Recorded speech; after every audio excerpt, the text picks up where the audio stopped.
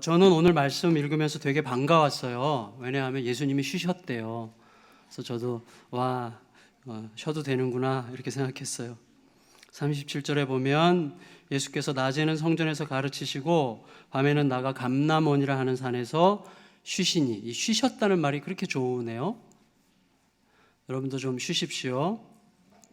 근데 원래 이제 쉬셨다는 이 말은 번역을 쉬셨다고 했지 원래는 머무르셨다, 유숙하셨다, 그냥 그야말로 스테이 하셨다 이런 의미거든요. 근데 우리말은 거기에 어떤 의미를 담은 것 같아요. 그래서 쉬셨다고 번역을 했어요. 물론 같은 뜻이에요.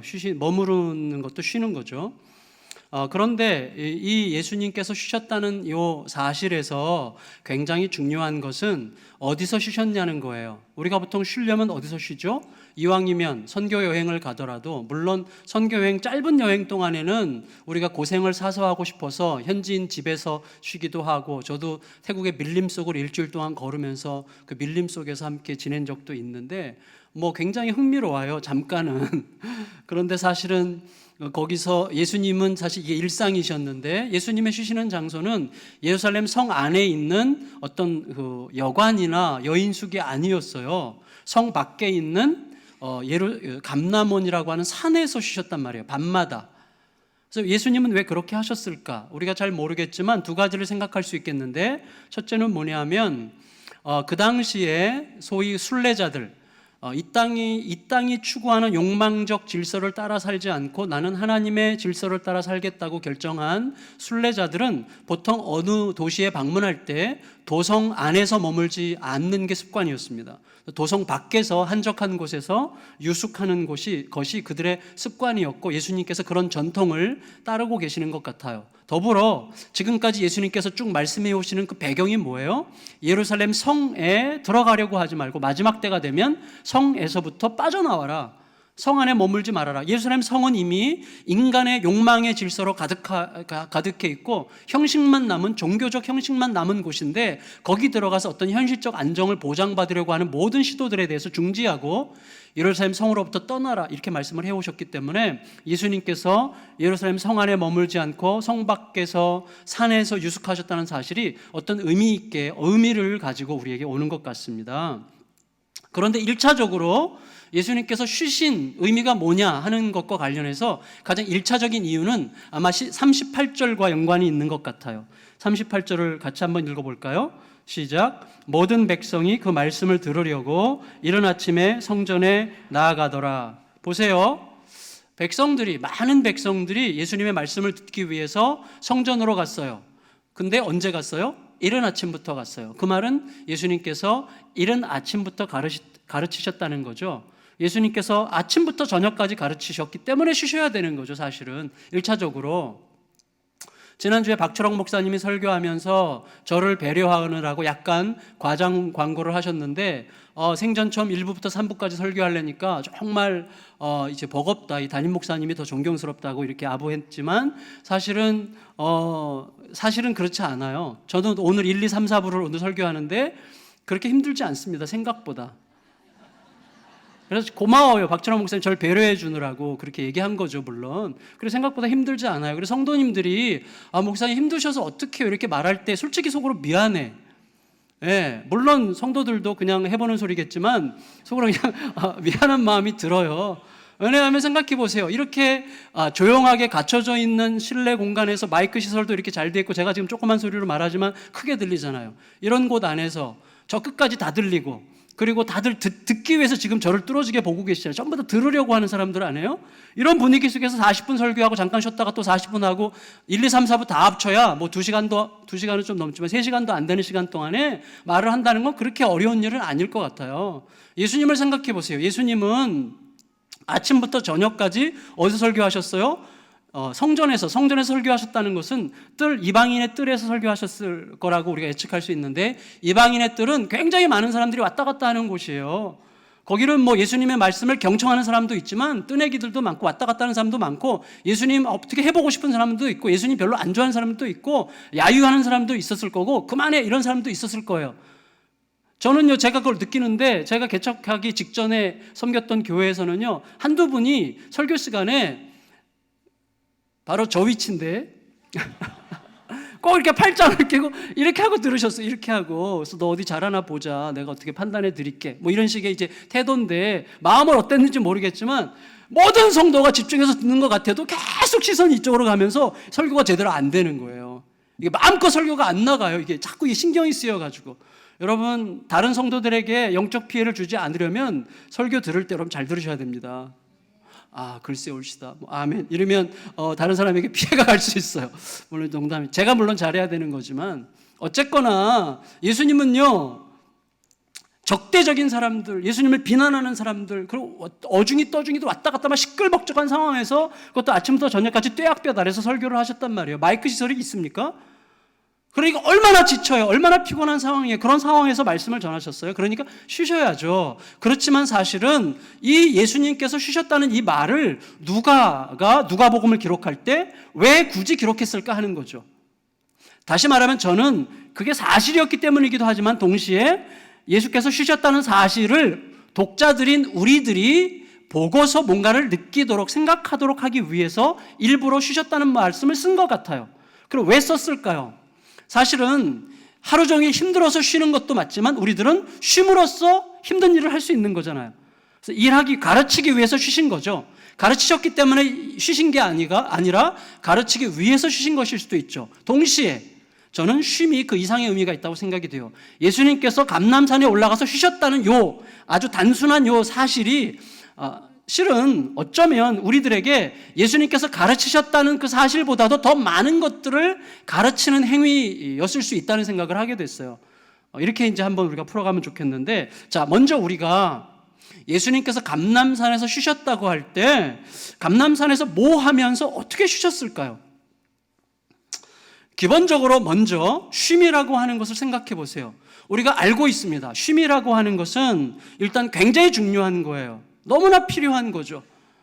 오늘날 나는 영적 침체에 빠졌습니다라고 말하고 오는 사람들의 뭐 7, 80%가 사실은 몸을 못 쉬어줘가지고 너무 지치고 다운돼가지고 영적 침체에 빠졌다고 느낀다는 거예요. 사실은 육체가 탈진한 건데 영적 침체에 빠졌다고, 이건 뭐 제 말이 아니라 로이드 존스라는 목사님이 옛날에 하신 말씀이에요. 그분 의사 출신이니까. 근데 그것도 맞고 쉼이라는 건 굉장히 중요하지만 우리가 알듯이 쉼은 단순히 어떤 육체적 릴렉스 이상의 것임을 우리가 알고 있어요. 사실은 아무리 육체적으로 많이 쉬어줘도 쉼이 안 일어나는 경우들 많이 있지 않습니까? 쉼은 근본적으로 뭐예요? 내면 세계의 질서에 관한 문제죠. 내면 세계의 질서 뭐예요? 내가 누구냐 하는 것, 내가 뭐 하는 사람이냐 하는 것에 대해서 내 속에서 제대로 정돈되어 있지 않으면, 내 정체성이 분명하지 않으면 내가 지금 어디로 가야 되는지 제대로 모르고 뭘 해야 되는지 제대로 모르고, 나는 하나님이 부르신 그 존재로서 그 나로서 제대로 존재하고 있는가, 나는 가야 할 길을 제대로 가고 있는가, 나는 하나님께서 가라고 하신 그 길을 명백하게 들으면서 가고 있는가라고 하는 것에 대한 분명한 확신과 정체성이 뚜렷함이 없으면 사실 못 쉬는 거예요. 아무리 퍼질러 쉬어도 쉼이 안 일어나는 거예요. 계속 피곤하고 지치고 짜증나고 복잡한 거죠. 우리들의 영혼은 그런 거 아닙니까? 쉼이라는 건 뭐예요? 내 마음과 내 영혼이 하나님 앞에서 제대로 질서가 잡힐 때 쉼이 일어나는 거죠. 질서가 생길 때예요. 질서가 생길 때. 우리 안에서 정리가 되어야 돼요. 정리가. 여러분, 아무리 우리가 육체에게 쉼을 제공한다고 할지라도 우리들의 마음과 영혼의 질서가 제대로 잡혀있지 않으면 쉼은 없는 거예요. 반대로 마음과 영혼의 질서가 딱 잡혀 있으면, 마음이 확정되어 있으면, 정해져 있으면 어떻게 됩니까? 육체가 다소 지쳐 있어도 다시 회복하는 시간은 굉장히 짧아지죠. 생각해 보세요. 우리가 아무 일도 없어요. 현실적으로 아무 일도 없어요. 그런데 누군가가 계속 걸려 있어요. 여기에 누군가가. 그러면 지치는 거예요. 그런데 그 문제가 극적으로 하나님의 은혜로 딱 풀렸어. 그러고 나면 그때부터 뭔가 머리부터 발끝까지 쫙 뭐가 이렇게 샤워가, 그죠? 영적인 샤워가 쫙 일어나면서 개운해지고 가뿐해지고 담대해지고 자유로워지고 만족하고 충분하지 않습니까? 그게 쉼이죠. 여러분, 예수님께서 감람산에서 어떻게 쉬셨겠어요? 바위에 느긋하게 기대가지고 오징어 씹으면서 텔레비전 보셨겠어요? 저는 성경이 만일에 예수님께서 오늘날 계셨더라면 오징어 씹으면서 텔레비전 보셨을 것 같아요. 그런 모습도 얼마나 우리에게 유쾌하고 즐겁고 행복합니까? 우리를 즐겁게 해주는 모습이에요. 예수님 그렇게 하셨어도 좋지만 오늘 본문을 이렇게 쭉 보면 예수님께서 감람산에 올라가서 어떤 종류의 쉼을 쉬셨을까 하는 것에 대한 단서가 있어요. 그 단서가 뭐냐면 22장 39절인데 22장 39절을 땡겨서 우리가 보겠습니다. 22장 39절 읽겠습니다. 시작. 예수께서 나가사 습관을 따라 감람산에 가심에 제자들도 따라갔더니, 여러분 보세요. 여기 습관을 따라 감람산에 가셨다고 그랬는데 규칙적으로 그리고 자주자주 감람산에 올라가셨는데 감람산에 올라가신 예수님께서 뭐 하셨는지 우리가 다 알고 있어요. 뭐 하셨어요? 기도하셨죠. 물론 기도만 하신 건 아니겠지만 기도하러 가셨어요. 다시 말하면 이렇게 정리할 수 있어요. 쉼을 위한 가장 기본적인 행동은 기도다. 갑자기 좀 피곤해지시려고 그러죠. 근데 이게 진짜예요, 여러분. 자, 쉼을 위한 가장 기본적인 행동은 뭐라고요? 기도예요. 자, 예수님께서 감람산에 올라가 기도하시면서 제자들에게 이렇게 당부하셨습니다. 40절 읽겠습니다. 40절 시작. 그곳에 이르러 그들에게 이르시되 유혹에 빠지지 않게 기도하라 하시고. 절 보세요. 자, 유혹에 빠지지 않게 기도하라 그러셨다면 무슨 뜻이에요? 유혹에 빠지는 이유는 기도하지 않기 때문이라는 거죠. 기도하면 유혹에 빠지지 않을 거라는 말이죠. 그러면 유혹에 빠진다는 건 뭐예요? 내 마음과 영혼이 있어야 될 자리에서부터 이탈해서 엉뚱한 곳에서 헤매고 있다는 거예요. 그게 유혹이에요. 내 마음과 영혼이 하나님 앞에서, 말씀의 질서 앞에서, 하나님의 오르심 앞에서 딱 자리 잡고 있지 못하고 이 마음과 영혼이 어디 가서? 돈 앞에 가서, 욕심 앞에 가서, 내 이기적인 내 생각 안에 사로잡혀서, 나만 생각하고 역지사지가 안 되는 나만의 생각에 사로잡혀서 나의 탐욕 앞에서 어떤 여인네 앞에 가서 내 마음과 영혼이 헤매고 있는 것, 이게 유혹이에요. 따라서 유혹이 내 마음과 영혼의 질서가 흐트러져서 있을 곳을 잃어버리는 거라면 유혹은 곧 쉼 없음이죠. 여러분, 유혹받는 상황에서 어떻게 쉴 수 있습니까? 내 영혼과 마음이 엉뚱한 데 가서 헤매고 있는데 어떻게 쉴 수가 있어요? 여러분, 우리가 분노가 일어나요. 화가 나요. 왜? 많은 경우에 옳기 때문이기도 하지만 오해하기 때문이기도 하고 내 자신의 생각에 사로잡혀 있기 때문이기도 하거든요. 그런 경우에 내 마음과 영혼이 엉뚱한 데 가서 막 화를 내고 있어요. 이거 어떻게 할 수가 없어요. 그때 쉼이라는 게 있을 수가 있습니까? 아무리 쉬어도 쉼은 발생하지 않는 거예요. 예수님은 그걸 아셨어요. 그러면 여러분, 우리가 영혼에 빠지지 않고 유혹에 빠지지 않고 마음과 영혼의 질서를 잡아주는 그런 쉼을 위한 기도는 어떤 기도예요? 예수님이 그 모범을 보여주신 거예요. 이런 기도예요. 저는 이렇게 확신합니다. 많은 사람들이 기도하고 나서도 전혀 마음에 시원함이 없는 이유는 딱 이거밖에 없어요. 뭐냐면 첫째, 하나님 앞에서 제가 한번 꽤 오래전인데 누군가가 너무너무 미웠어요. 너무너무 화가 났어요. 그래가지고 어떤 사모님이랑 얘기하다가 그 사모님 앞에서 얘기했어요. 나 용서가 안 되고 너무 힘들다 그랬더니 사모님이 어떻게 기도하냐 그래서 용서할 힘을 달라고 기도한다 그랬더니 사모님이 저를 정색을 쳐다보시더니 하나님 자리에서 빨리 내려오라는 거예요. 용서할 힘을 달라고 그렇게 기도하기 말고 그 기도 전에 할 기도가 있다는 거죠. 어떤 기도? 그 인간 좀 어떻게 해주세요. 이렇게 기도하라는 거예요. 하나님, 그 인간 좀 어떻게 해주세요. 눈이 멀게 하든지 혓바닥을 뽑으시든지 아니면 어떻게. 그런데 여러분, 이 기도가 사실은 시편에 다 있는 기도예요. 시편에서 저 원수들 저 3, 4대까지 멸망하게 하시고 저 인간들 되는 게 없게 하시고 막 어떻게 발을 헛디뎌 가지고 꺾어지게 하시고 뭐 어쩌고저쩌고 이런 기도들이 다 있어요. 시편에. 그게 중요한 거예요. 왜냐하면 우리는 하나님이 아니거든요. 저는요, 하나님 앞에서 우리가 목사 티 내면서 기도하고 경건한 척하면서 기도할 필요가 뭐가 있어요? 내가 마치 용서해야만 될 사람이라는 전제하에서 용서할 힘을 주시옵소서 기도하기 전에 하나님 미워 죽겠습니다. 정말 화나 죽겠습니다. 정말 저 인간은 어떻게 된 게 자기밖에 몰라요? 지 생각밖에 안 해요? 정말 이해할 수가 없어요. 저는 하나님 너무너무 속상해요. 내 감정과 내 속에 있는 어떤 내 분노와 아픔을 있는 그대로 드러내야 돼요. 왜? 하나님은 그런 하나님이시라고 내가 고백하는 거예요. 그게 하나님은 내 모습 이대로 나의 분노와 아픔과 고통과 이 모든 수치스러움까지도 전부 다 들으실 수 있는 하나님입니다라는 고백이 있는 거예요. 그런데 내가 가려서 기도한다는 건 뭐예요? 하나님은 나의 거칠은 기도는 들으실 수 없는 하나님이라는 전제 하에서만 그렇게 기도하는 거죠. 나의 기도의 내용은 내가 하나님을 어떤 분으로 생각하고 있느냐를 표현하는 거예요. 그러니까 솔직히 있는 그대로 예수님께서 어떻게 기도하셨어요? 주여 이 잔을 내게서 옮겨주세요 그러셨어요. 나 이 십자가 지고 싶지 않습니다. 나 십자가 지는 거 너무 힘들어요. 마태복음에 따르면 예수님께서 제자들에게 뭐라고 그러셨어요? 얘들아 내가 진짜 너무너무 힘들어서 내가 피곤해서 힘들어서 죽게 됐구나. 날 위해서 좀 기도해 주라. 이렇게 말씀하셨어요 예수님께서. 그런데 무슨 우리가 통뼈라고 주여 용서할 힘을 주실 줄 믿습니다. 거기부터 먼저 가면 안 되고 그 전에 막 욕을 하세요. 욕을. 그 인간의 그냥 발가락에 무좀이 확 생겨가지고 그 다음에 뭐예요? 그 다음에서야 기도가 그 다음에서야 하나님의 뜻대로 하옵소서가 나오는 거. 왜 그런 줄 아세요? 우리가 대화할 때 보면 알아요. 자, 제가 최선화 권사님한테 엄청 화가 났어요. 그렇지만 최선화 권사님은 자기가 잘못한 걸 몰라. 내가 잘못했다고 얘기해. 그러면요 막 대든단 말이죠. 그때 제가 도대체 어떻게 된 인간이에요? 이렇게 말하면 안 되고 권사님 죄송합니다. 다 제가 잘못한 거 처음부터 끝까지 전부 다 제 잘못이 이렇게 말하잖아요. 최선희 권사님 뭐라고 그랬어요? 막 빡빡 우기다가 아니요 사실은 저도 잘못했어요. 이렇게 얘기하는 거 아니겠어요? 내가 받아들여질 때 내가 보이는 거예요.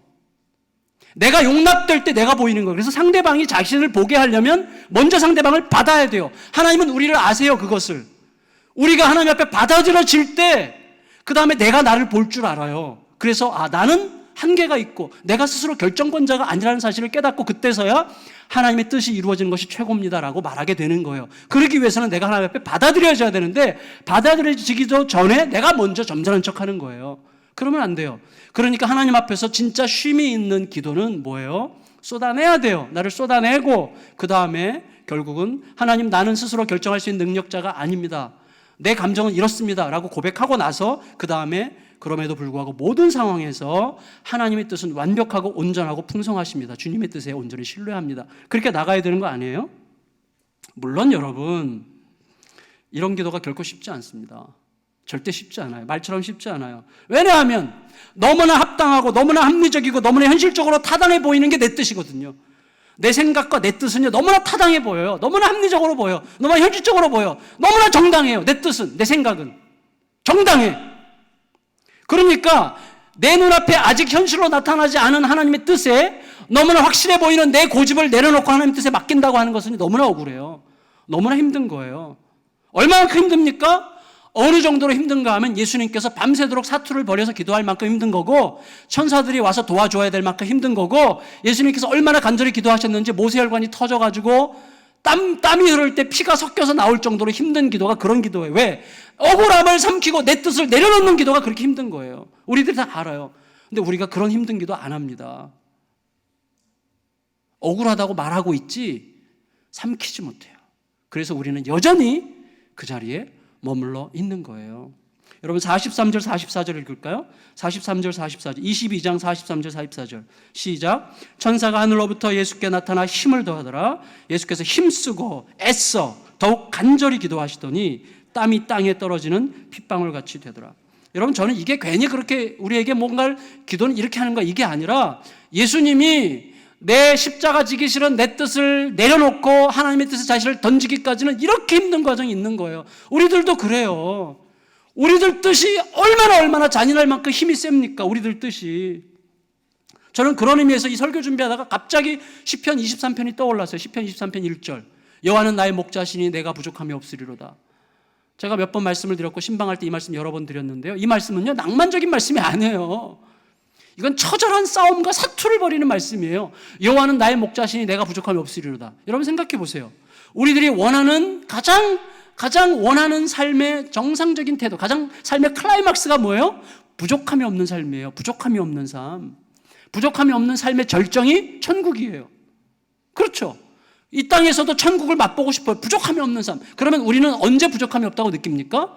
내가 원했던 어떤 것이 이루어질 때, 내 뜻이 성취될 때, 내가 원했던 것대로 이루어질 때 우리는 부족함이 없어. 정말 진짜 만족해. 이렇게 생각해요. 물론 잠깐이지만. 근데 여러분 시편 23편을 쓴 다윗은 어떻게 고백했다고요? 여호와가 나의 목자시기 때문에 내가 부족함이 없다 그랬어요. 내 뜻이 이루어지고 내가 원했던 어떤 것들이 성취되고 획득되었기 때문에 내가 부족함이 없는 게 아니라 여호와께서 나의 목자시라면 어떠한 형편에서도, 어떠한 좌절스러운 형편에서도 여호와가 나의 목자시기만 하다면 나는 부족함이 없다, 이렇게 고백한 거예요. 그러면 여기서 문제가 발생해요. 어떤 문제죠? 여호와가 나의 목자가 아니신 적이 없잖아요. 하나님이 우리를 부르신 순간부터 하나님은 우리의 목자십니다.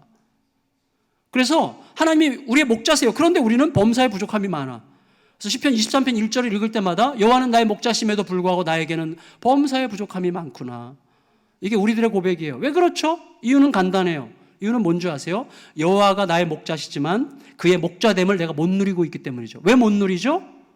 양됨이 없기 때문이에요. 무슨 말인가 하면 제가 저희 아내의 아내됨을 누려요. 어떨 때 누리죠? 아내가 내 옆에 있을 때 행복해요. 평안해요. 만족해요. 근데 언제 그렇죠? 제가 진짜 남편 될 때예요. 제가 남편됨의 자리에 있을 때 아내됨이 누려지더라고요. 제가 알게 됐어요. 보세요. 하나님은 여전히 우리의 목자시지만 양이 된다는 건 무슨 뜻이에요? 목자의 발뒤꿈치만 쫓아가는 거예요. 그때 양이죠. 근데 양이 가만히 보니까, 목자가 가는 길을 가만히 보니까 이게 광야야. 목자가 가는 길을 가만히 보니까 거기 물이 없어, 사막 같아. 저쪽 보니까 풀이 있고 초장이 있고 거기 보니까 막 생수가 흐르는 것 같아. 그래서 저쪽으로 가요. 여전히 이 양의 목자는 그분이 목자긴 맞아요. 그렇지만 이 양은 목자됨을 못 누려. 왜? 목자의 발뒤꿈치를 놓쳤어. 거기서 이리떼를 만나고 사막을 만나고 벼랑 끝을 만나게 되는 거죠. 그래서 여러분, 이게 무슨 뜻인가 하면 이거죠. 여호와는 나의 목자시니 내게 부족함이 없으리로다. 그 말은 뭐냐면 나는 어떤 경우에도 내 눈앞에 비합리적으로 보이고 모순되어 보이고 합당하지 않게 보이고 부당해 보이고 그런 모든 현실이라고 할지라도 여호와 하나님의 뜻을 쫓아가는 그 길에서 절대로 벗어나지 않겠다. 그 고백이에요. 그러려면 사투를 벌여야 돼요. 왜? 내 눈앞에 너무나 합당해 보이고 내 눈앞에 너무나 합리적으로 보이고 내 눈앞에 너무나 논리적으로 맞게 보이는 어떤 것조차도 주께서 그 길로 가지 않을 때는 단호하게 끊고 주님이 가시는 그 길로 가야만 되기 때문에 이거 사투를 벌여야 되는 투쟁적인 말씀이에요. 여호와가 나의 목자시기 때문에 내가 부족함이 없으리로다. 여러분, 바로 그때 절대적으로 목자의 발뒤꿈치만 따라가려고 하면서 진이 빠지는 기도가 나올 수밖에 없는 거예요. 여러분, 내 뜻이라는 놈이 얼마나 끈질깁니까? 내 뜻이라는 놈이 얼마나 은밀합니까? 내 뜻이라고 하는 놈은 얼마나 강력합니까? 여러분, 내 뜻이라는 놈은요, 희한해요. 나만 옳고 타인은 다 틀려야 돼요. 그게 내 뜻이에요. 얼마나 교묘한지 몰라요. 얼마나 교묘한지. 여러분, 바이러스 비슷해요. 그래서 우리 몸이 강할 때는 숨어 있다가 약해지면 일어나서 우리 몸을 지배하잖아요. 내 뜻도 똑같더라. 내 뜻도. 내가 영적으로 건강할 때는요, 숨어 있어. 영적으로 약해지고 하나님과의 관계가 느슨해지고 자만심이 생기고 교만해지고 잘난 척하고 그러면 싹 올라와서 나를 확 지배해가지고 어느 순간 확 넘어뜨리더라고요. 이게 내 뜻이야. 내 뜻은 정말로 강력하더라고요. 그래서 여러분, 우리들은요, 목자의 뜻에 맞추어야만 비로소 마음과 영혼의 질서가 잡힙니다. 그때야 진정한 쉼이 시작됩니다. 그리고 그렇게 되어야만 제대로 우리가 행해야 되는 치열한 일들을 할 수 있고 제대로 세상과 맞짱 뜨는 일을 할 수 있어요. 왜 우리가 기죽어 살죠? 왜 세상과 맞짱 뜨지 못합니까? 이유는 간단해요. 목자 앞에서 마음과 영혼의 질서가 안 잡혀 있기 때문이에요. 욕심이 들어가 있으면 질서가 안 잡힙니다. 욕심이 내려놔지는 게 왜 그렇게 중요한가 하면요, 그 사람은 그때 담대해져요. 자신 있어져요. 평화가 와요. 자유가 와요. 그리고 관대해져요. 그게 오는 거예요. 그래서 감람산에서 죽기 살기로 기도하는 거예요. 그때 진정한 쉼이 일어납니다. 그 쉼이 누군가의 배신을 견디게 합니다. 그 쉼이 수없이 많은 적대감도 견디게 합니다. 그 쉼이 생명줄을 놓고 싶은 절망도 넘어서게 합니다. 그 쉼이 십자가를 질 수 있게 합니다. 십자가를 질 수 있으면 다 되는 거 아니에요? 왜? 십자가 뒤에는 부활이 있기 때문이죠. 부활의 확신이, 죽어도 살 거라는 믿음이 내 안에 들어오는 순간 우리는 모든 것을 이길 수 있는 능력이 속에 와요. 부활이 내 현실이 되는 순간 넘어서지 못할 게 어디 있어요? 저는요, 오늘 두 분의 이야기를 하려고 해요. 두 분에게, 우리 교인이고 두 분 다 실명은 말하지 않겠지만 제가 본인들에게 허락을 받고 말씀을 드리는데, 한 분은 여자분이고 한 분은 남자분이세요. 한 여자분은 가정적으로 남편의 계속되는 폭언과 심지어 폭력적인 언사와 심지어 때로는 폭행까지 있는 상황에서 너무나 견디기 어려운 상황이 반복되면서 거의 쫓겨나다시피 집을 나올 수밖에 없었어요. 남편과 다시 무언가를 시작한다는 것은 불가능한 상황이 됐어요. 근데 막상 집을 나오고 나니까 너무나 막막해요. 먹고 사는 것 자체가 너무나 힘들고 일단 무엇보다도 생계를 시작할 수 있는 어떤 기초가 뭔가 조금이라도 준비돼야 되겠는데 아무것도 없으니까 너무 힘든 상황이 돼가지고 남편한테 위자료를 요청했어요. 말이 안 통했어요. 그래서 계속 관계가 나빠지니까 이 자매님이 위자료 청구가 효력을 발생하도록 하기 위해서 남편이 사는 집에 가압류를 걸어놨어요. 그러니까 훨씬 더 이제 심리적으로 더 서로 심각해지고 대립하게 되고 실갱이는 계속되고 관계는 더 악화되고 마음에는 상처만 남는 그런 상황이었어요. 그렇지만 포기할 수도 없는 노릇이기 때문에 계속 그 상태를 유지하면서 그런 나날들이 계속되는 중에 우리 교회를 오셨어요. 그 교회 소속한 교회 교육자님들이 정말 열심히 섬겨주셨는데 어느 날 저에게 상담을 요청했어요. 제가 상담을 하면서 그 얘기를 잠깐 듣고 굉장히 잔인할 수 있는 과격한 제안을 제가 했어요. 간단하게 말하면 이거였어요. 다 내려놓고 하나님만 붙드세요. 위자료가 큰 힘이 되긴 하겠지만 위자료 때문에 사는 게 아니라 하나님 때문에 산다는 것을 온몸으로 고백하는 기회가 되길 바랍니다. 하나님께서 다 아신다는 이 단순한 전제, 그리고 믿어지지 않는 전제, 그렇지만 그게 사실인 바로 그 전제 위에서만 진정한 출발을 할 수 있다는 것을 지금 당신의 삶으로 입증하시기를 바랍니다. 이런 식으로 굉장히 속으로는 죄송해하면서 말씀을 드렸어요. 잔인한 말이죠. 지금 당장 한 푼이 필요하고 없으면 지금 당장 먹을 게 없는 분에게 이렇게 얘기한다는 것은 얼마나 힘든 일입니까? 마치 엘리야가 사르밧 과부에게 가서 이제 마지막 남은 음식 먹고 죽으려고 하는 그 과부에게 그 음식 놔줘 이렇게 말하는 거 비슷한 느낌이었어요. 근데 정말 깜짝 놀랐는데 이분이 하겠다는 거예요. 제가 그때 진짜 감동. 그 순간 이미 문제는 해결된 거예요. 하겠습니다. 그렇게 마음을 먹는 순간 이미 끝난 거예요. 승부는 났어요. 어떻게 되든 상관없어요. 왜? 이분이 자기 인생을 하나님께 맡기기로 결정하는 순간 이미 승부는 난 거예요. 그래서 남편을 바로 만났어요. 모든 걸 포기하겠다고, 조건 없이 가압류 풀겠다고, 위자료 안 줘도 된다고, 그냥 혼자서 바닥부터 시작하겠다고 남편에게 이야기를 했어요. 그리고는 먹을 게 없어서 굶어서 돌아가시지 않았어요. 그렇게 말하고 나니까 남편의 마음이 갑자기 바뀌었어요. 그래가지고 위자료를 줬어요. 적지 않은 위자료를 주셨는데, 근데 저는 이게 해피엔딩이라서 말씀드리는 게 아니에요. 저는 하나님 앞 뜻대로 하겠습니다, 포기하겠습니다라고 얘기할 때 이미 이건 이 스토리가 끝난 거예요. 그 다음에 무슨 얘기가 돼도 상관없어요. 그건 상관없어요. 이미 이분은 하나님 안으로 들어갔기 때문에 위자료 아니어도 하나님을 살게 하세요. 그게 중요해요. 그게 쉼이에요. 그게 쉼. 하나님 앞에서 하나님이 전부이심이 내 속에서 확증되면서 거기에 나를 의탁하기로 마음과 영혼의 질서가 딱 잡히는 순간이 쉼이 일어나는 순간이고, 그때 자유와 평강과 담대함과 그다음에 승리의 힘이 주어지는 거 아닙니까? 지금 이분은요 굉장히 자유를 누리고 계시고 되게 해피하세요. 두 번째 분, 남자분, 신앙적 갈등으로 아내의 완강한 거부로 이제는 이 남편이 집에서 쫓겨났어요. 이분이 혼자 이제 방 하나 얻어놓고 이 근처에서 살고 계세요. 아내는 끝없이 이혼을 요구하는데 저랑 몇 번 상담하고 이분이 마음에 결정 내리신 게 절대 이혼 불가를 선언하셨어요. 나는 절대 이혼 안 한다. 그런데 놀랍게도 그 와중에 아내가 남편 몰래 남편 이름으로 된 집을 팔아서 멀리 이사를 가버렸어요. 속에서부터 분노가 일어나는데 감당할 수 없는 분노가 일어났어요, 이분에게. 근데 지난 2월 말 특세, 일주일 동안 하는 특세 때 제 생각에는 어느 대목에서 은혜를 받으셨는지 모르겠어요. 어느 대목에서. 근데 하여튼 어느 대목에선가 은혜를 받으시고 말씀을 통해 자기 자신의 내면이 들여다 보였대요. 그리고 자기 존재 안에 가득했던 모순들이 보이면서 모든 문제는 나로부터 시작된 거야, 이렇게 자기 자신을 들여다보기 시작했어요. 이게 정말 중요합니다. 내가 보이기 시작할 때 문제 해결이 되는 거예요. 내가 보이기 시작해요. 내가. 저 인간이 아니라 내가 보이기 시작할 때 문제 해결이 되는 거예요. 그러고 나서요 이분이 크게 회개하면서 거기서부터 모든 문제가 풀리기 시작했어요. 그리고 아직 고통의 시간은 계속되고 있고 문제 해결 하나도 안 됐지만 어제 제가 통화했는데 이분이 목사님 너무나 행복하고 자유롭고 아내가 용서가 되고 아내가 안 됐고 다 품어진다는 거예요. 여러분, 이분은 지금 쉼을 누리고 있는 거예요. 이게 쉼이에요. 아멘. 아멘. 여러분, 여기에 역설이 있는 거예요. 역설. 살기 위해서 삶에 필수적으로 필요한 요건들을 포기하는 거예요. 여러분 보세요. 이게 역설이죠. 살기 위해서 삶에 필수적으로 필요한 요건들을 내려놓는 거예요. 그게 살기 위한 행동이에요. 살기 위해 꼭 필요한 필수 요건들을 내려놓는 게 사는 길이에요. 그게 역설이죠.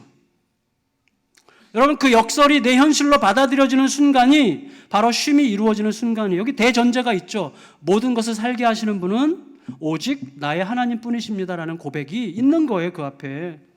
이 땅의 일들을 더 제대로 치열하게 살아내기 위해서 어떻게 해야 됩니까? 이 땅의 일들을 더 치열하게, 그리고 열정적으로 살아나기 위해서 우리는 어떻게 해야 됩니까? 이 땅의 논리, 이 땅의 계산으로부터 철저하게 물러나는 역설의 비밀을 알아야 돼요. 이 세상의 계산법과 완전히 다른 계산법으로 이 땅을 이긴다니까요. 그게 십자가예요. 그 십자가는 무기력한 종교적 상징이 아니에요. 그거는 우리의 현실입니다. 진짜입니다. 그 예수님은 지금 살아계시고 이 땅을 통치하시는 우리의 왕이세요. 그럼 부활하셨고 우리도 부활할 거예요. 부활은 우리에게 주어진 현실입니다. 우린 죽지 않아요. 부활이 우리의 것이에요. 그걸 믿으시기 바랍니다. 그걸 믿고 살아가는 거예요, 여러분. 그래서 우리가 진실로 살려면 삶으로부터 물러나서 죽음의 자리에 가봐야 돼요. 그리고 거기에서 죽으셨기 때문에 부활하신 예수님을 만나는 거예요. 부활이 나의 현실이 되는 거예요. 바로 거기에서부터 죽음을 뛰어넘는 하나님의 세계 속으로 들어가서 하나님의 내 마음의 줄과 열을 맞추고 그 안에서 숨쉬는 법을 다시 익히는 것입니다.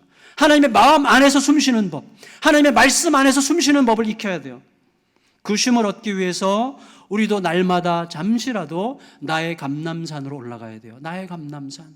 한 5분이라도 좋아요. 5분이라도 나의 감람산에 올라가 내 마음을 다시 내려놓고 내 마음과 영혼의 질서를 하나님 안에서 딱 잡고 말씀 앞에 딱 잡는 시간, 나의 감람산에 올라가는 5분으로 인해서 그날 하루에 나머지 23시간 55분이 완전히 지배되는 것입니다. 그 은혜로. 그걸 살아낼 수 있어요. 그렇게 사실 줄 믿습니다. 그렇게 살아 진짜 승리의 자리에 이르게 되기를 주님의 이름으로 축원합니다. 여러분, 예수님에 대한 경계심과 적대감이 온 세상을 지배해 가던 바로 그때에 예수님은 바로 그 쉼으로, 감람산에서의 그 쉼으로 모든 것을 이겨내셨어요. 그 쉼 덕분에 다음 주에 우리가 살펴보게 될 유다의 배신도 너끈해지는 것입니다. 인간이 신으로부터 벗어나 신에게로 피해야 된다는 말이 있어요. 인간이 신으로부터 벗어나 신에게로 피해야 된다. 이게 무슨 말인가 하면 인간이 신을 만나려면 신으로부터 벗어나야 된다는 거예요. 무슨 말인가 하면 참 신을 만나 그 신 안에서, 참 하나님 안에서 자유를 누리려면 내가 만든 하나님, 우리 시대가 만든 하나님, 교회 질서가 만든 하나님이 아니라 내가 말씀 안에서 오늘 여기에서 만난 그 하나님이 나를 끌고 가셔야 돼요. 내가 말씀 안에서 오늘 만난 그 하나님을 만나기 위해서 내 경험과 내 편견과 그리고 교회가, 역사가 만든 그 하나님으로부터 탈출해야 돼요. 지난주에 박철홍 목사님 설교처럼 욥과 그의 세 친구 안에는 바로 그들의 하나님이 있었어요. 그들의 하나님 때문에 진짜 하나님에게로 못 가는 거예요. 그러니까 어떻게 해야 됩니까? 날마다 우리는 제로 상태에서 말씀 안으로 들어가서 무릎을 꿇고 말씀에서 하나님에 대해서 뭐라고 이야기하는지를 듣고 그 하나님과 함께 걷는 거예요. 그게 나의 감람산이에요. 그게 나의 감람산. 말씀을 마칠게요. 여러분, 지난주에 우리 박철홍 목사님이 영국에서 조사한 거, 긴 거리 가장 짧게 가는 법, 친구와 함께 가는 거라고 그랬는데 아무 친구랑 그렇게 가면 안 됩니다. 그 친구가 여백이 있는 친구여야 돼요. 여백. 이런 쉼을 통해서 여백이 있는 친구랑 같이 가야만 돼요. 여러분, 여백이 없는 친구, 자기 생각, 자기 고집, 자기 만족으로, 자기 주장으로 꽉 차 있는 친구랑은요 5분도 피곤하고 힘들어요. 5분도 피곤하고 여백이 있어야 돼요. 그래서 헨리 나웬이라는 영성학자가 무슨 얘기를 했는가 하면 이렇게 얘기했어요. 함께 있으려면 홀로 있을 수 있어야 된다. 진실로 혼자 있을 수 있는 사람만이 진실로 함께 있을 수 있다. 그 말은 무슨 말이에요? 진실로 하나님 앞에서 독대하면서 하나님과 홀로 고독한 상황에서 내 마음과 영혼의 질서를 잡을 줄 아는 사람만이 누군가와 함께 넉넉하게 있을 수 있다는 거예요. 그게 중요해요. 그게 우리가 이 땅을 살아가는, 치열하게 살아가는 비밀이에요. 비밀.